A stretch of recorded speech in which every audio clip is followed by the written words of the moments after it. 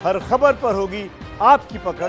Download कीजिए ABP live app. अगली खबर, कोरोना वायरस अब तक लोगों के सूंघने और स्वाद को परखने की क्षमता छीनता था, लेकिन अब जरा सावधान हो जाइए क्योंकि अब ये किसी को भी बहरा बना सकता है। यह बात बेशक हैरान करने वाली है, लेकिन है सच। ये तस्वीर अमेरिका के न्यू जर्सी में रहने वाले माइकल गोल्डस्मिथ और उनके परिवार की है। इसी साल 15 मार्च को माइकल कोरोना वायरस से संक्रमित हुए थे। इलाज से कुछ दिनों के बाद उनका संक्रमण ठीक हो गया, लेकिन इस दौरान उनकी सुनने की क्षमता चली गई। माइकल को पहले कान की कोई समस्या नहीं थी। डॉक्टरों का कहना है कि उन्हें कान से जुड़ी कोई दवा भी नहीं दी गई। इसके बावजूद उनका बायां कान खराब हो गया और ऐसा ही विश्व के कई लोगों के साथ हो रहा है। इस साइड इफेक्ट की पुष्टि यूनिवर्सिटी कॉलेज लंदन के जर्नल बीएमजे में भी की गई है। कोरोना के इन नए साइड इफेक्ट ने दुनिया की टेंशन बढ़ा दी है, जिसकी 3 बड़ी वजह हैं। पहली ये कि कोरोना का एंटीडोट अभी किसी के पास नहीं है। दूसरी ये कि जानकार बोल चुके हैं कि सर्दी में कोरोना तेजी से फैलेगा। और तीसरी कि त्योहारों का मौसम है, इसलिए भी मेल मिलाप से संक्रमण का खतरा ज्यादा है। जब हम इकट्ठे होते हैं तो वायरस से एक से दूसरे, दूसरे से 4, 4 से 8 और 8 से 16 को जाता है या 64 पे जाता है। इकट्ठ होने वाले जो इवेंट हैं हमारे, वो सुपर स्प्रेडर इवेंट्स बन सकते हैं कि बहुत सारे लोगों का नुकसान हो जाए।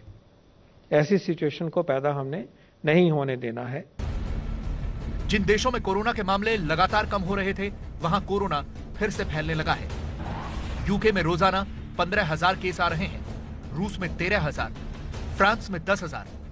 ये वो देश हैं जो कुछ हद तक कोरोना को काबू कर चुके थे, और इन देशों के मुकाबले भारत में रोजाना औसतन 70,000, अमेरिका में 50,000 और ब्राजील में 30,000 मामले रोज हैं। हालांकि भारत और अमेरिका में संक्रमित होने वालों की संख्या रोज कम हो रही है। यूरोप में पैर पसारते कोरोना और लोगों के बहरे होने की रिपोर्ट्स के बाद फ्रांस ने 1 दिसंबर तक राजधानी पेरिस समेत 9 प्रांतों में आज से कर्फ्यू घोषित कर दिया है। यूरोप में, यूएस में तो ये होना भी शुरू हो गया है। हो सकता है उसके और भी फैक्टर हों, लेकिन क्लियरली एक चीज दिखाई देती है कि विंटर के आने के बाद बहुत सारे देशों में नए केसेस आए हैं, और ये भी दिख रहा है कई कई जगह पे कि जो उनकी पीक है वो पुरानी पीक से कहीं ज्यादा है।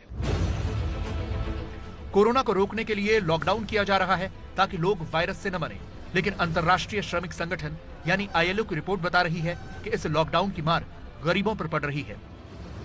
आईएलओ के मुताबिक दुनिया में कुल 330 करोड़ श्रमिक हैं। इनमें से 200 करोड़ असंगठित क्षेत्र से जुड़े हैं, जिनमें 160 करोड़ की आजीविका बुरी तरह से प्रभावित हुई है। दुनिया के अलग अलग क्षेत्रों से जुड़े लगभग 44 करोड़ उद्योग हाई रिस्क कैटेगरी में हैं, मतलब ये कभी भी बंद हो सकते हैं। लॉकडाउन और वायरस की वजह से छोटे बड़े सभी देशों की अर्थव्यवस्था बुरी तरह प्रभावित हुई है, और जब तक दवा नहीं मिल जाती, लोगों को इस मुसीबत से छुटकारा नहीं मिलेगा।